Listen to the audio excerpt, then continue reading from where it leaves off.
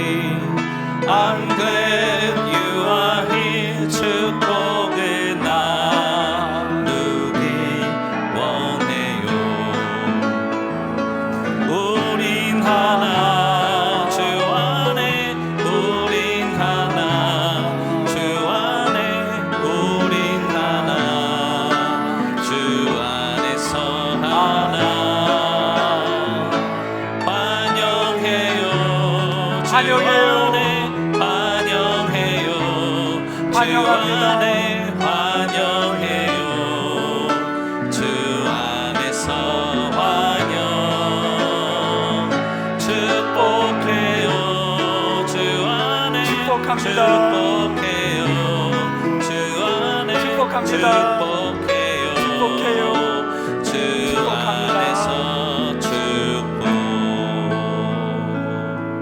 하나님, 사회가 살아나야 합니다. 안타깝습니다. 가게가 오늘 닫아야 될지 내일 닫아야 될지 정말 이 사회를 두루두루 보니 너무 안타까운 지쳐가는 소리에 눈물이 날 정도고, 아는 분들의 예배를 물어보니 교회를 간 지가 오래되었고 이제 익숙해지다 보니 그 긴장과 떨리는 마음, 교회를 안 갔을 때 그 거룩한 부담이 사라진 지 오래라는 그 가까운 사람들의 이야기를 듣게 되었습니다. 하나님, 언제까지입니까? 우리의 어리석음을 언제까지 주님 용서하여 주옵소서. 이 사회가 회복되기를 원합니다. 예배가 먼저 회복되어야 되고 사회가 회복될 줄 믿사오니 하반기에는 예배가 회복되고 소상공인들이 회복되고 경제가 회복되고 민족이 회복되고 저 세계 곳곳에 아버지 하나님, 아프가니스탄까지도 정말 이 사회의 어둠의 세력이 회복되는 역사가 일어나게 도와주옵소서. 예배자를 보고 감동받을 때가 되고 말았습니다. 예배하는 그 아이를 보고 눈물이 날 정도입니다. 하나님, 이곳에 찾아와 주셔서 전 세계 곳곳에서 방송을 통하여 예배하는 이들, 가정에서 정성을 다하여 하나님 앞에 예배하는 자들, 찬양대원으로 오늘 하나님께 또 악기로 이렇게 아름답게 영광을 올린 분들, 그 한 사람 한 사람의 영혼을 축복하여 주시옵고, 기도한 그 기도의 내용이 살아 숨쉬게 역사하여 주시고, 우리 마음속에 아버지 하나님 놀라운 축복의 역사가 일어나게 도와 주시옵소서. 그냥 온 게 아닙니다. 전쟁 같은 세상에서 우리가 승리하고 왔습니다. 악한 사탄은 우리를, 마귀는 우리를 주저앉게 만들고 우리를 그냥 집에서 꼼짝 못하게 만들어 버렸습니다. 세상을 두렵게 만들었고 사람 만나는 걸 무섭게 만들었습니다. 주여, 살려주시옵소서. 대한민국을 살려주시고 오늘 예배가 살아나는 축복의 역사가, 성령의 역사가 주여 일어나게 도와주시옵소서.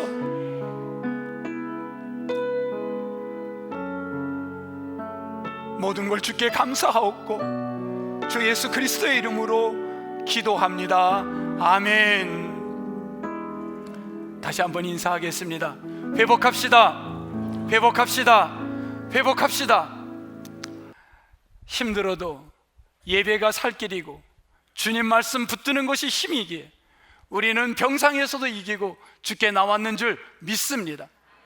오늘 여러분은 예배의 승리를 걸어야 됩니다. 우리가 오늘 다른 곳에 우리 승부하려고 온 거 아니에요.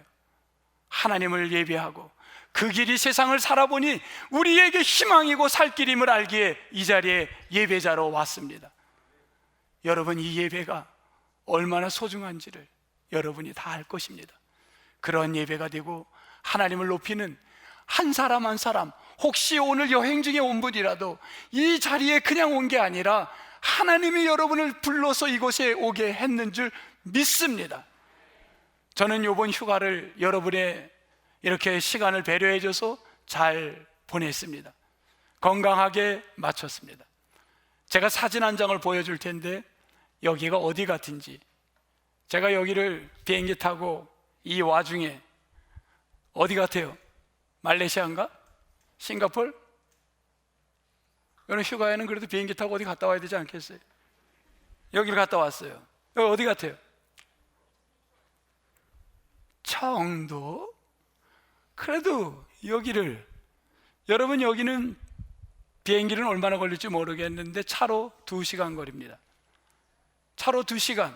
어디냐면 대한민국입니다. 여기가 어디냐고요?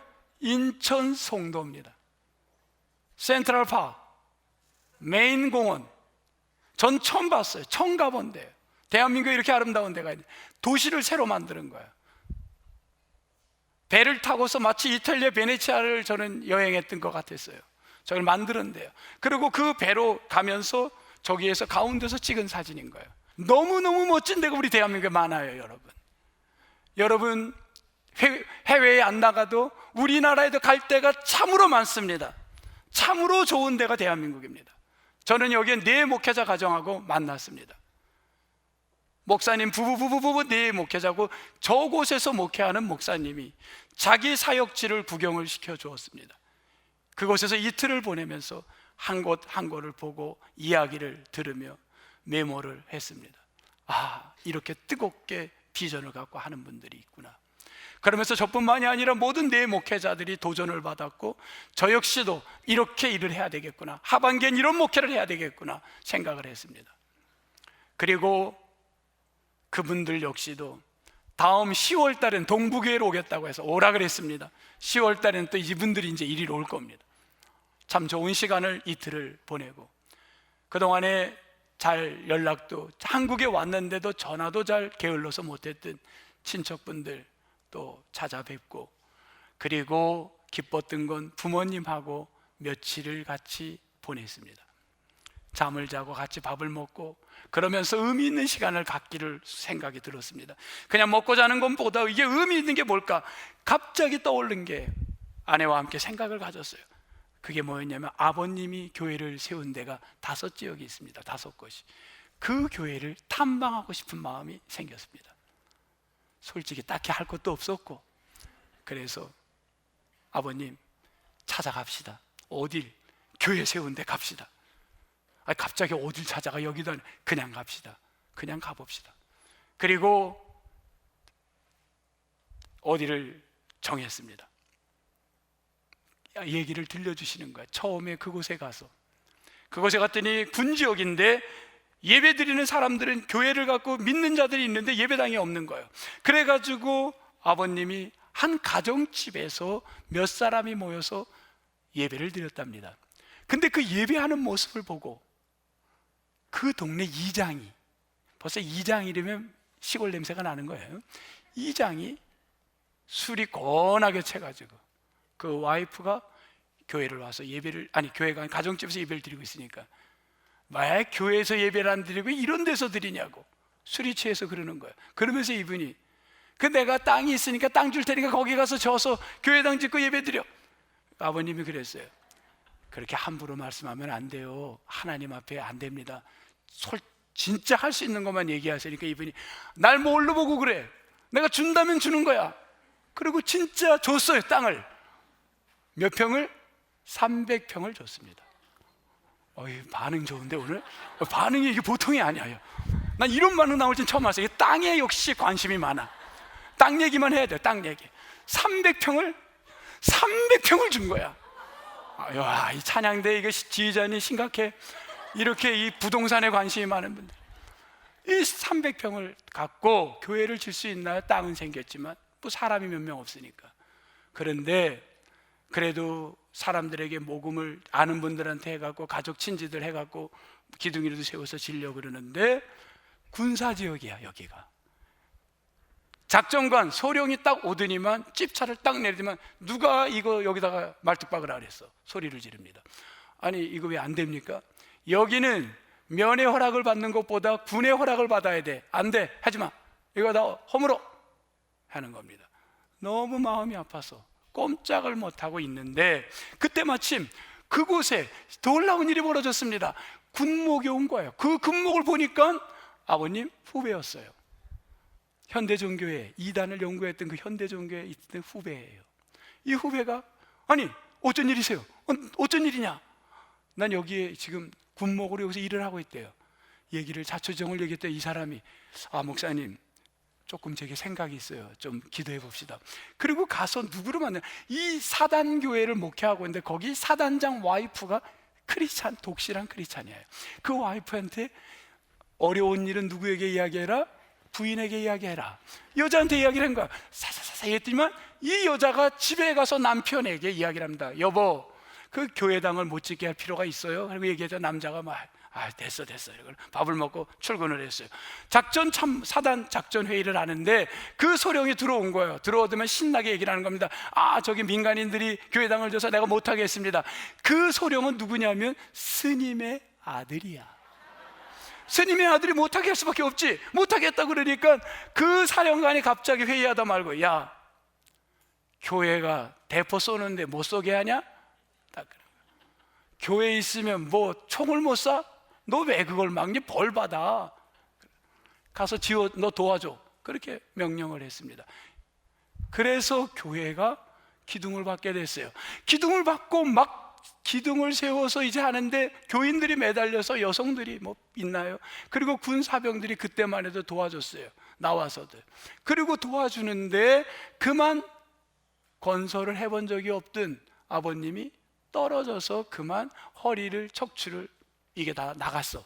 그래가지고 거기서 버스가 자주 없어서 경운기에 싣고 읍내 병원을 왔더니만 치료할 수가 없대요. 너무 이게 망가진 거야.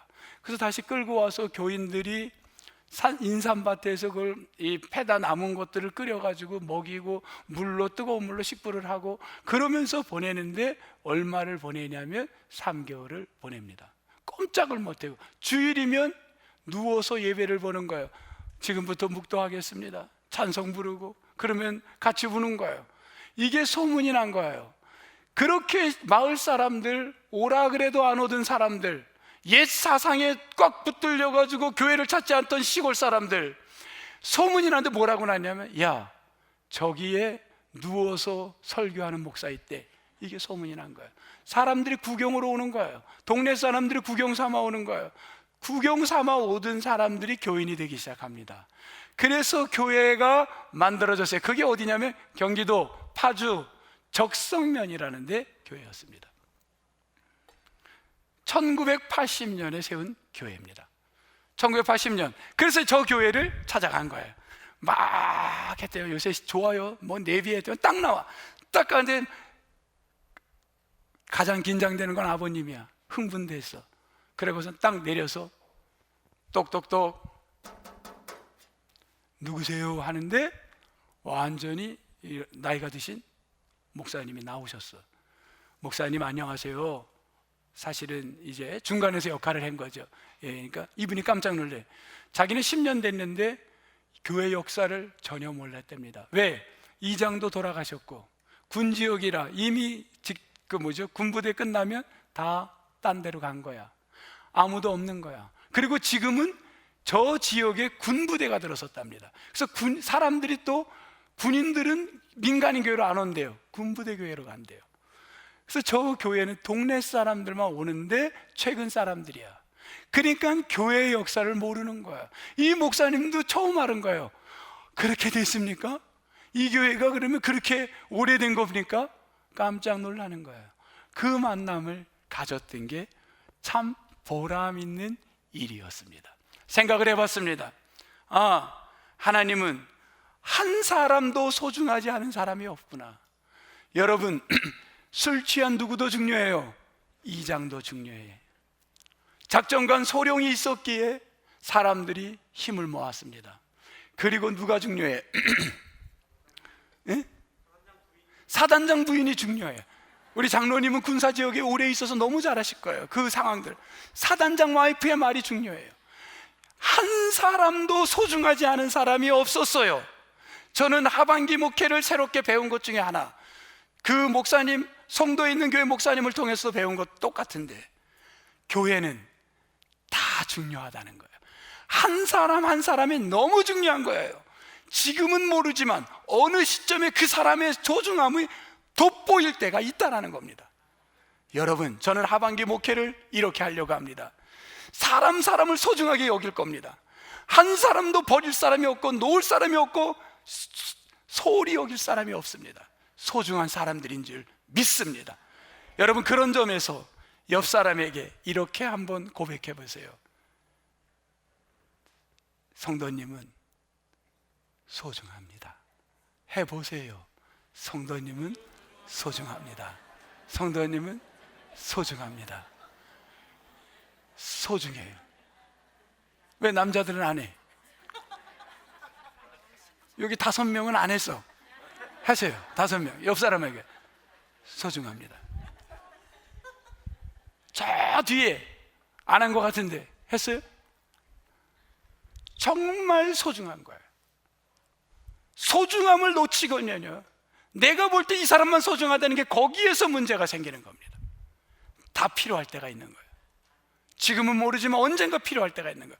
그 이야기가 오늘 마르다와 마리아의 이야기입니다. 나는 이 사람이 더 중요하고 이 사람의 사역이 더 중요하겠지. 천만에요. 지금은 다를 뿐이지 틀린 건 아니고 그 일이 소중하지 않은 게 없는 겁니다.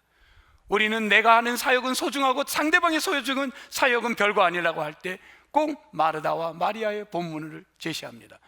이것은 잘못된 성서 해석입니다. 하나님은 마리아도 중요하고 마르다도 중요하고 모든 사람을 소중하게 이 땅에 이 교회에 허락했는 줄 믿습니다. 오늘 본문 20절, 예수님이 오신다는 이야기를 듣고 마르다가 마중을 나갑니다. 마리아는 집에 있었다고 합니다. 마르다가 달려나간 겁니다. 왜 이야기를 했을까? 왜 이야기를 저자 요한은 이렇게 집중해서 썼을까? 자, 이 이야기의 실마리를 우리가 알기 위하여 저는 이 배경이 되는 오늘 요한복음 11장 갖고는 이 해석을 할 수가 없습니다.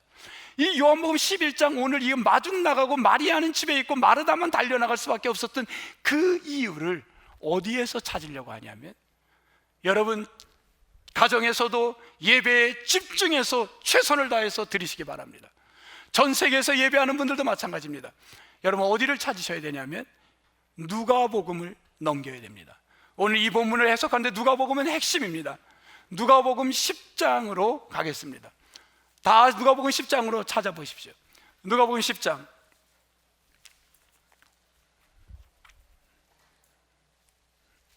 40절. 지금부터 저는 3개를 여러분에게 단어를 소개할 겁니다.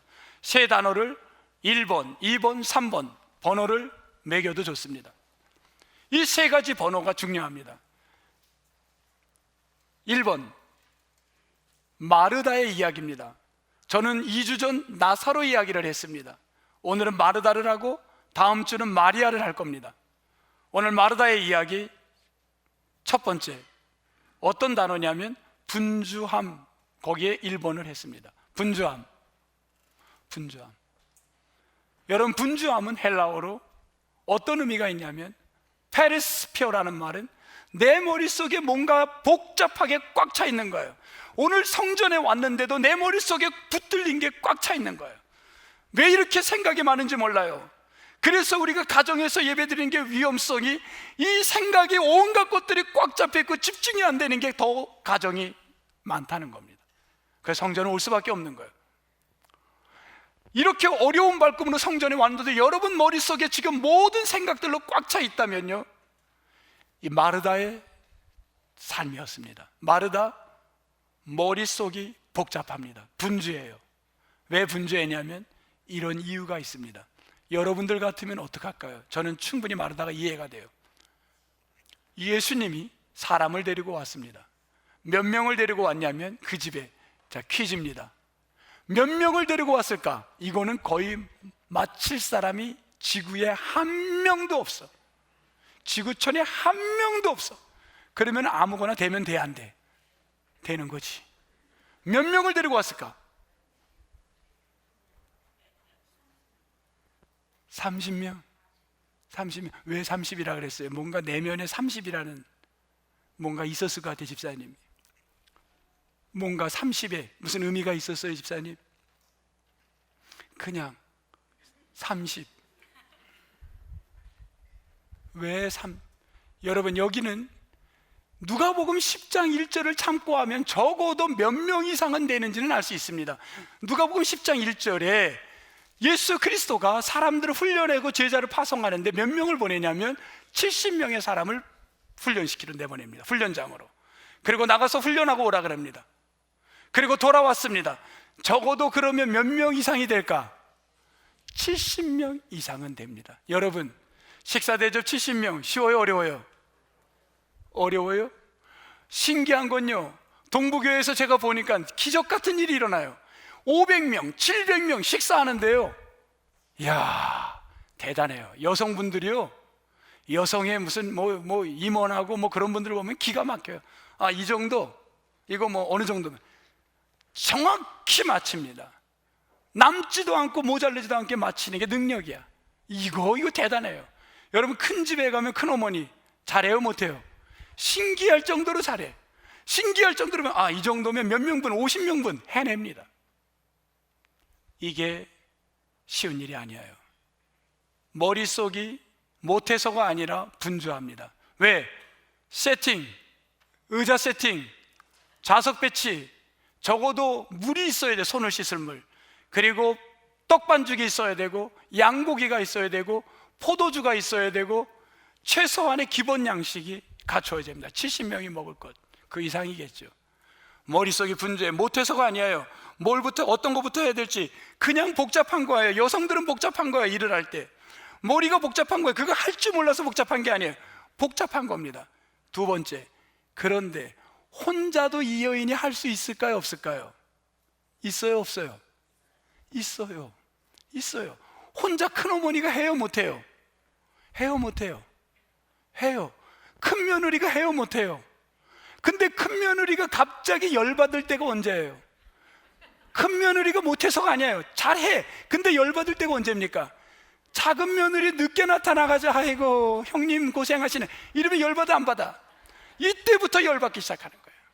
문제는요, 그 마음에 갑자기 비교의 대상이 생기면 열받습니다. 아예 제 아내가 아니라 제 아내는 열받을 일이 없어. 형제가 없으니까. 그게 축복받은 거지. 저 혼자니까.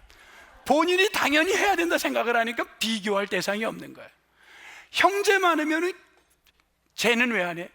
나만 한가한가? 쟤는 더 한가한데 왜 쟤는 안 시키지?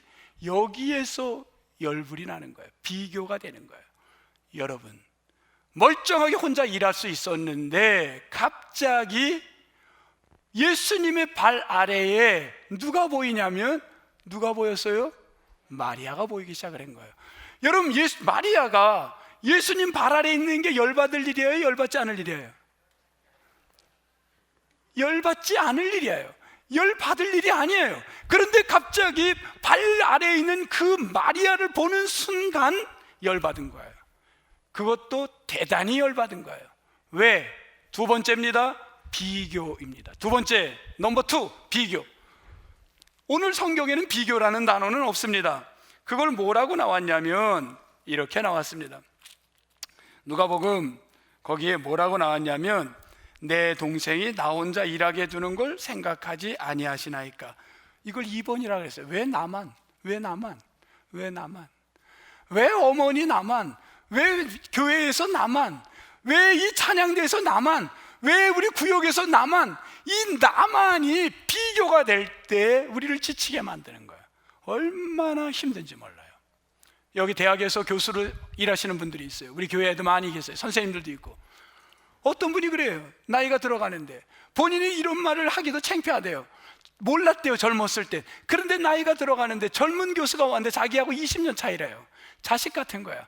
그런데 처음엔 너무 반갑고 해외에서 들어오니까 너무 소중하고 우리 학교에 온 게 너무 기쁘고. 그런데 학생들이 수강을 신청하는데 어디로 몰리냐면요, 그 젊은 교수 앞으로 쭉 몰려가는 거야. 내 강의를 듣던 학생들이 갑자기 다 글로 가는 거고, 학생들이 뱃소리, 저 교수님 이거.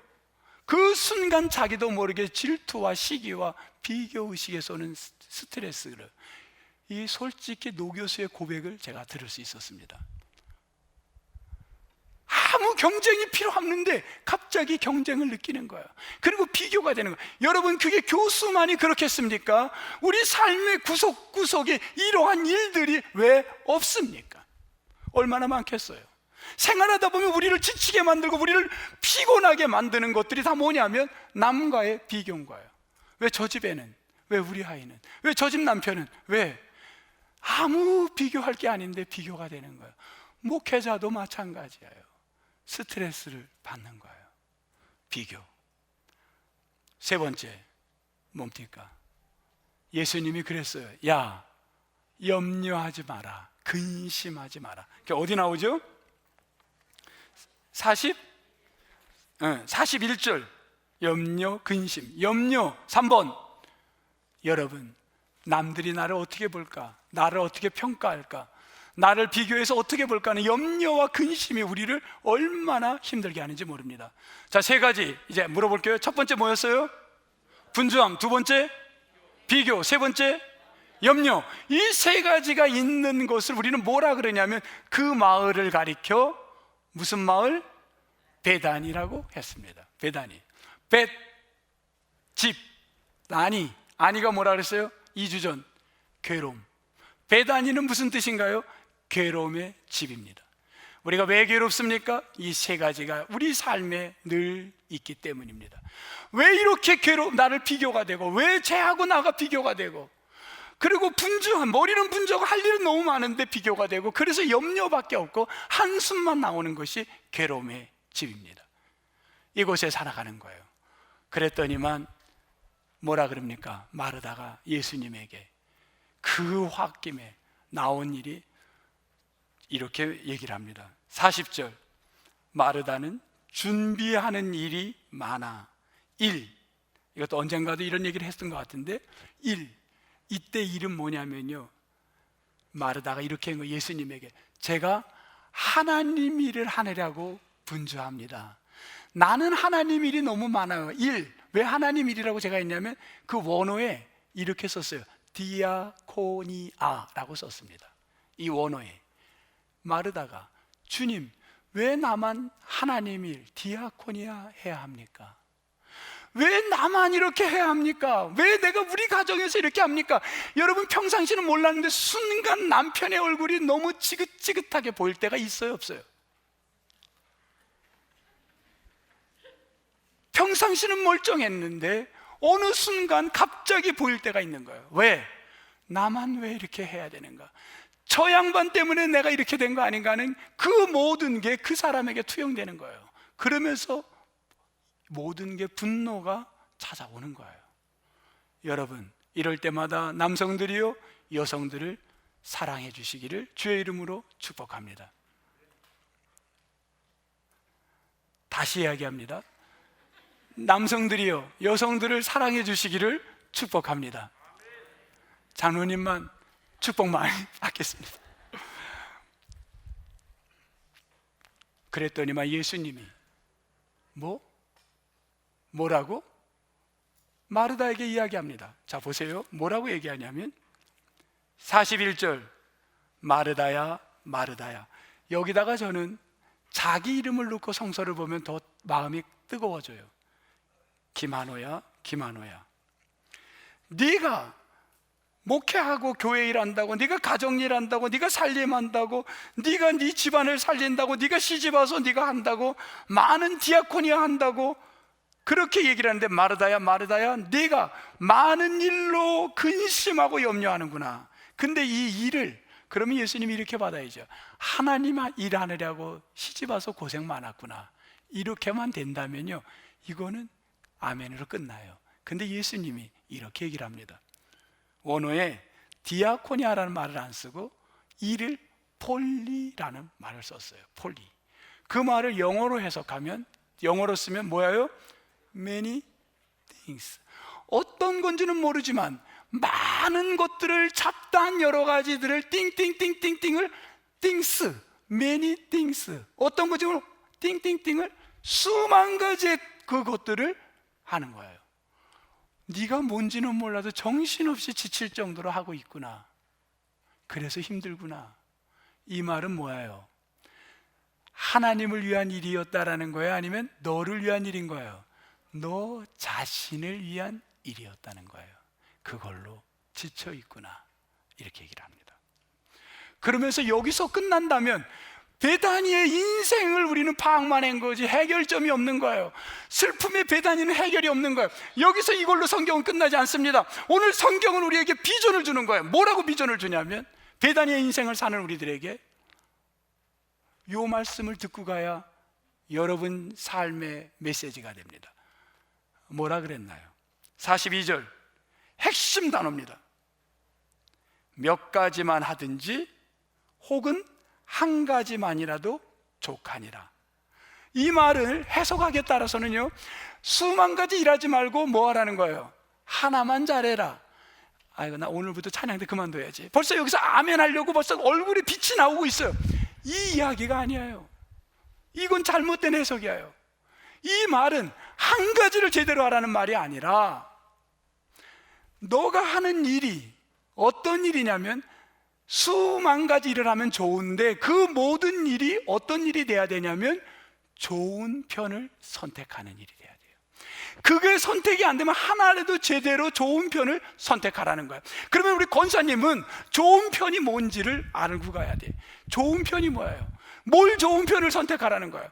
우리는 좋은 편 하면 지금 떠오르는 게 누구의 일이 떠올라요? 마르다예요, 마리아예요? 그럼 오늘 본문으로 보면 좋은 일은 마리아의 일을 선택하라는 건가? 하고 질문이 생겨요. No. 서두에 했죠. 모든 게 다 필요하다고 했어요. 모두가 중요하다고 했어요. 그래서 예화를 들었잖아요. 모두가 중요해요. 그게 아닙니다. 그러면 뭐냐? 좋은 편이 뭐냐? 지금부터 핵심을 설명하겠습니다. 아니면 요한복음에 이미 수없이 설명한 겁니다. 이 마르다는 지금까지 어떤 중심으로 일을 했나요? 매니띵이 뭐였나요? 누구 중심이었나요? 누구 중심? 마르다 중심이었습니다. 나 중심이었어요. 김한호 중심, 문영의 중심, 마르다 중심. 이건 아이예요. 우리는 내면 깊숙이 보면 자기 중심으로 일할 때가 얼마나 많은지 몰라요. 그리고 나하고 판단해서 내 기준으로 제 사람은 안 돼, 저건 나에게 소중하지 않아, 그럼 나를 불편하게 멀리하는 거예요. 이게 누구? 마르다의 가치관이었어요. 우린 영어로 굳이 하자면 캐피탈 I, 대문자로 써서 I-centered 삶. 이것을 가지고 지쳐가고 비교하고 내 스스로가 만든 것에 지치는 거예요. 내가 비교하는 거예요. 나하고 내가 중심이 되는 거예요. 내가 어떻게 보일까? 남이 나를 어떻게 볼까? 다 나예요.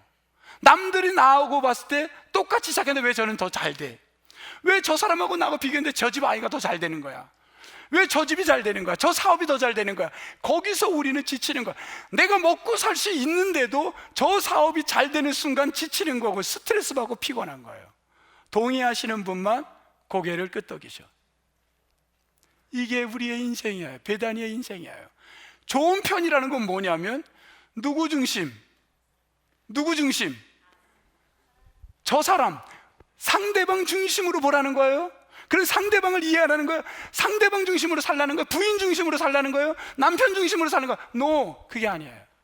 그거는요 또 다른 인생의 어려움이 옵니다. 누구 중심으로 살려냐면 좋은 편은 누구 중심?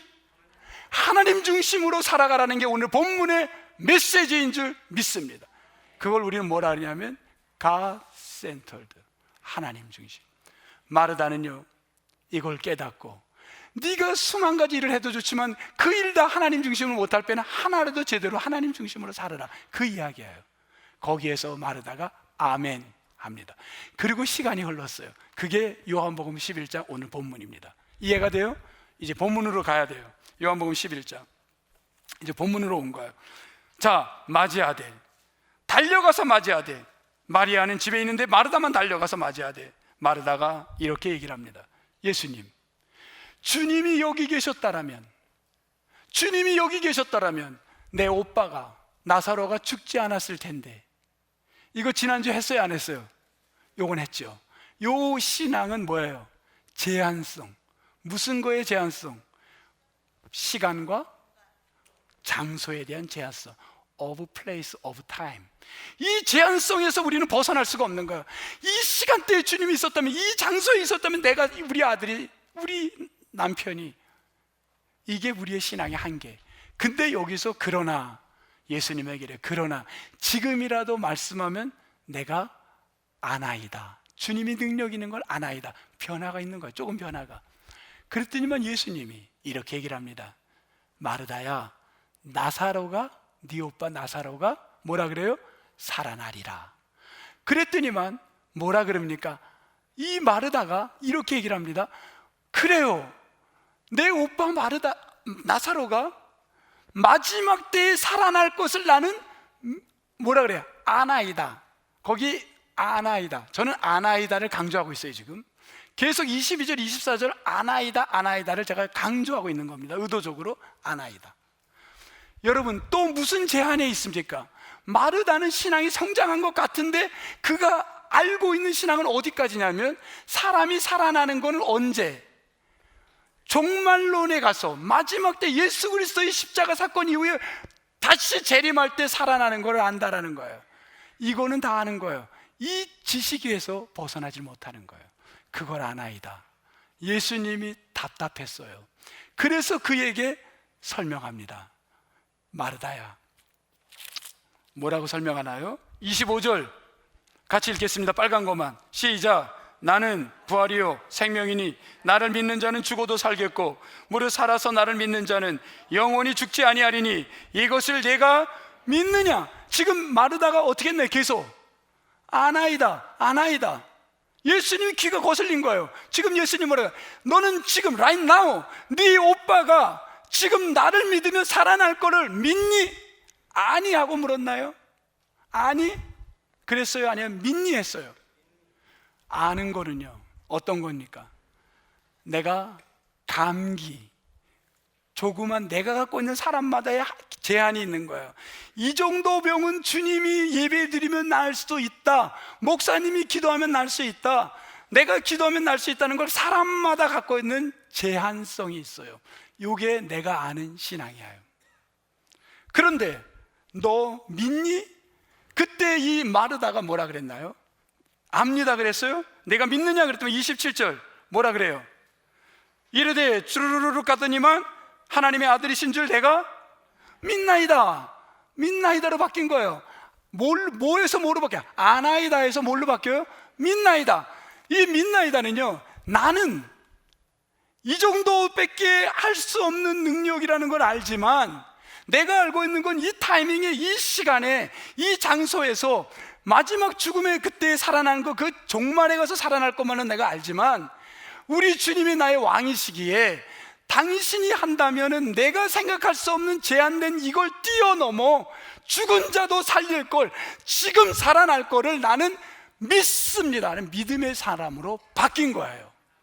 이게 변화된 거예요. 여러분은 신앙을 아는 것을 확장해 가고 있나요?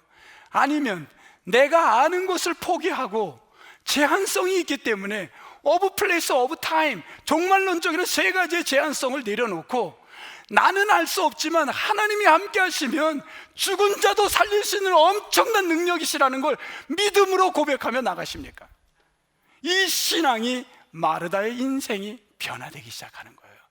오늘 교회에 오는 건, 예수 그리스도 앞에 오는 건 내 아는 지식을 확장하려고 오는 게 아니라 내 신앙에 나는 할 수 없지만 내가 알고 있는 건 여기까지지만 우리 주님이 함께하면 이 어려움을 극복할 힘을 주님은 엄청난 파워로 만들어 가실 걸 믿는 게 신앙인 줄 믿습니다. 그걸 얻으러 온 거예요. 그걸 붙들러 온 거예요. 우리가 언제까지 내가 아는 것을 신앙으로 착각하고 살겠습니까? 그랬더니만요, 그 다음 마르다의 삶의 모습이 28절 어떤가요? 그 후에 이 말을 하고 돌아가서, 저는요 거기에 너무 따스한 단어를 봤어요. 28절 맞죠? 이 말을 하고 돌아가서, 그 다음 단어예요. 뭐예요? 가만히. 이 가만히가요, 뭐 예를 들면 우리 여기 집사님 같이 가만히 가면 이해가 돼. 우리 여기 집사님이 가만히 갔다면 성품이 이해가 된다. 그런데요, 마르다의 성품은 우리 집사님의 성품과는 너무 달랐던 거예요. 어떤 성품이었어요? 갑자기 자기 동생이 발밑에 있는 거 보고 열받았잖아요. 성격이요, 예수님에게 막 화를 낸, 예수님 저것 좀 보세요, 나만 혼자 왜 디아코니하게 합니까? 열받아서 막 분노했잖아요. 그랬던 마르다였어요. 그런데 자기 동생만 보면 열불이 났는데, 남편만 보면 속에서 갑자기 열불이 나고, 시어머니만 생각하면 열불이 났는데, 갑자기 그 열불 나던 사람이 가만히 그 시어머니에게, 그 남편에게, 그 옆집 사람에게 찾아갑니다. 그리고 이야기합니다. 자기가 가장 싫어했던 일, 예수님이 너를 찾아 그분에게 가봐. 조금 전만 해도 누가복음에서 보였던 마르다는 예수님 옆에 가서 말씀만 듣는 것만 봐도 열불이 받고 자기처럼 일하지 않고 분주하게 이 땅에 누군가를 먹여야 될 일은 그 사명을 살지 않고 너는 앉아서 말씀만 듣는다는 거 열불이 났었는데, 이제 그의 인생이 바뀐 거예요. 찾아가서, 가만히 가서, 예수님이 너를 만나기를 원해. 가서 말씀 들어. 여러분, 우리를 바꾸게 하시는 분은, 내 남편을 바꾸게 하시는 분은, 우리의 사업을 바꾸게 하는 분은 우리 주님이신 줄 믿습니다. 저는 이 말씀에 은혜를 받았어요. 가만히 가서 어찌 이렇게 사람을 움직이고 바뀔 수가 있었는가. 여러분, 그 TV 같은 쇼 이런 데 보면요, 저도 해봤는데 이게 쉽지 않더라고. 근데 요게 보니까 홈이 있더라고. 그걸 이렇게 뭐냐면요, 접시를 갖고 여러분 이렇게 섞어서 하는 거 돌리는 거 봤어요? 접시 이렇게, 그게 이렇게 보니까 라인이 있고 그 안에 홈이 있어요. 이런 물건 파는 데서 제가 가서 요걸 가서 한번 봤어요. 그랬더니 거기 있더라고. 그래서 집에서 이렇게 되면 돼. 근데 문제는 하나 돌리기가 힘들어. 하나 돌리면 그 다음 거 돌리려면 요거 돌리면 이게 어떻게 돼요? 이게 벌써 이 접시가 이래요. 갑자기 힘이 이게 이렇게 돌아야 되는데 갑자기 이렇게 되면 쓰러지는 거야. 그럼 얼른 가서 어떻게 해야 돼? 요거를 이렇게 흔들어줘야 돼. 그럼 또 돌아가. 그럼 또 두 번째 돌려놓고 세 번째 돌리면 또 이게 흔들려. 그럼 또 가서 여기 흔들고. 그럼 또 네 개 돌리자면 두 번째, 정신이 없어. 우리의 인생이, 베다니의 인생이 정신이 없어요. 이거 돌릴 것 같으면 이거 해결해야 돼. 이거 막아야 돼. 이 문제 막으면 이거 터졌어. 이거 막아야 돼. 우리의 일생을 가만히 보면요, 일생이 이거 돌리면서 우리가 끝나는 거예요. 이걸 누가 많이 돌렸는지를 스스로가 평가를 받는다고 생각을 해요. 그리고 이걸 잘 돌렸다고 칭찬할 것 같아요. 내가 업적을 남긴 것 같아요. 나 6개 돌렸어. 옆집 아저씨 4개밖에 못 돌렸어. 나 6개 돌렸어. 그게 자기를 과시하는 거라고 생각하고, 우린 일생을 여기에 쏘가서 평생을 이거 돌리다가 보냈습니다. 근데 돌리는 게 나쁜 게 아니라 누구 때문에 돌렸냐가 문제겠죠. I 아니면 God. 하나님이 돌리라면 평생을 돌려야 되겠죠. 근데 우리는 대부분 나가 평가받고 싶어서, 내가 다른 사람보다 높임 받고 싶어서 이거 돌리고 있고, 팔이 떨어진 줄도 모르고 목이 떨어지는 줄도 모르고 이걸 돌려서 뭔가 죽을 때에도 뭔가 남기고 싶은 마음에 돌리는 거예요. 여러분, 제가 아는 실화입니다. 43살 되신 지방대학 여자 교수입니다. 이분이 미국에 안식년을 와서 했던 이야기예요. 뭐라 그러냐면, 목사님, 제가 해외에서 공부를 마치고 들어가서 지방대학의 교수로 갔는데 너무 잘 나갔답니다. 연구 프로젝트를 맡고 그 전국 단위로 일을 할 수 있었고, 너무너무 정신없이 보내고 보직을 맡고 연구 결과마다 프로포설을 받고 돈을 받아서 많은 학생들을 데리고 연구를 하고 너무 승승장구 잘 나가는데 몸이 아파서 병원에 갔더니 캔서, 말기, 그것도 희망이 없어. 그런데 그 순간에도요, 이걸 못 넣겠더래요. 이거 넣으면 죽을 것 같더래요. 암보다 더 못 쓴 게 이걸 못 넣는 거예요. 이걸 넣으면 내가 이걸 어떻게 이룬 건데 이걸 놔? 이거 절대 못 넣는 거예요. 이거 돌려야 되고 병원에 의사에게 부탁한 거예요. 내가 방사선 치료, 항암 치료 시간 조절을 하는 거예요. 내가 이거 놓칠 수가 없으니까 요거 돌리고 와서 내가 맡겠습니다. 뛰어가서 돌리고 와가지고는 방사선 치료 받고 또 뛰어가서 돌리고 방사선 치료. 그렇게 하는데 의학책을 틈틈이 공부한 사람을 찾아보니까 결론은 자기는 죽는 거예요. 내가 이러다 죽는구나. 근데 이걸 못 넣는 거예요. 이게 넣는 게 쉬운 게 아니래요. 이게 넣는 게 쉬운 게 아니래요, 여러분. 이걸 꼭 붙들고 돌리고 있는 거예요. 여러분, 지금 저도 그걸 돌리고 있는지도 몰라요. 여러분, 우리 모두는 지금 이걸 놔야 되는데 못 놓고 있는 거예요. 다 돌리고 있는 거예요. 그러다가 어느 날 방학 때 병원 옆에, 서울의 병원 옆에 방을 얻고 가까운 교회를, 그 교인이니까 새벽에 가고 주일이면 가고 예배를 드리는데 그 말씀 속에 내가 지금 뭐 하고 있는가? 내가 지금 뭘 해왔는가? 내가 지금까지 평생을 돌렸던 게 누구를 위한 건가? 나의 이력서를, 나밖에 없는 거예요. 그가 그 순간 하나님이 그를 만져주기 시작할 때 말씀을 읽는 가운데 그 말씀이 그를 가랑비에 옷이 적듯 그 마음을 적시기 시작합니다. 하나하나 내려놓기 시작을 하는데, 하나하나 내려놓는데요, 하나님이 내려놓는 것 같았는데 이제 하나님이 만지기 시작하는데 그 몸속에 생명이 솟는 생명의 에너지로 그를 살리기 시작하는데 세포가 살아나고 그의 영혼이 살아나고 마음의 평강이 찾아오고 육신의 질병이 치료가 되고 하나님이 그를 통해 영광받게 놀라운 일을 만들었다는 간증을 그가 했습니다. 저는 그 얘기를 들으면서 그래, 우리 주님이 할 수 있구나. 사랑하는 여러분, 내 중심으로 지금까지 수없이 놓을 수 없고 꼭 붙들고 이거 놓치면 내가 인생 망가질 것 같은 것들, 하나님이 원치 않으면 내려놓으십시다. 그리고 하나님과의 집중해서 좋은 편을 택하려고 우리가 이 한 주간 살아가다 보면 하나님께서 우리를 통하여 놀라운 역사를 이루어 갈 줄 믿습니다. 여러분 모두 이 한 주간 주님을 바라보며 주님의 뜻을 찾으며 주님, 내가 무엇을 해야 좋은지를 말씀해 주세요. 여러분, 주님께 질문하며 이 한 주간 살아가는 축복의 온 성도가 되시기를 주님의 이름으로 축복합니다. 여러분 모두 저 뒤에 있는 분들까지 다 축복합니다. 여러분 가정에서도 세계에서도 오늘도 이 한 주간 승리하며 주님을 붙들고 나가는 축복의 온 교우들이 되시기를 다시 한번 축복합니다. 하나님 감사합니다. 저희들이 말씀이 우리에게 희망이요 살 길임을 믿기에 세상 것에 우리는 매달려 정신없이 돌리고 있는데 그게 아버지 하나님 아이센터, 나를 나타내고 싶고 내가 비교돼야, 내가 1등을 해야, 내가 우승을 해야, 내가 사람들에게 존재감이 될 것 같은 내중심적인 거였다면 이제 그것마저 내려놓을 때 하나님이 나를 높이실 줄 믿사오니 주여, 하나님을 바라보며 하나님 기뻐하는 일로 우리가 살아가는 이 한 주간이 되도록 도와주옵소서. 소망하며 주 예수 그리스도의 이름으로 기도합니다. 아멘.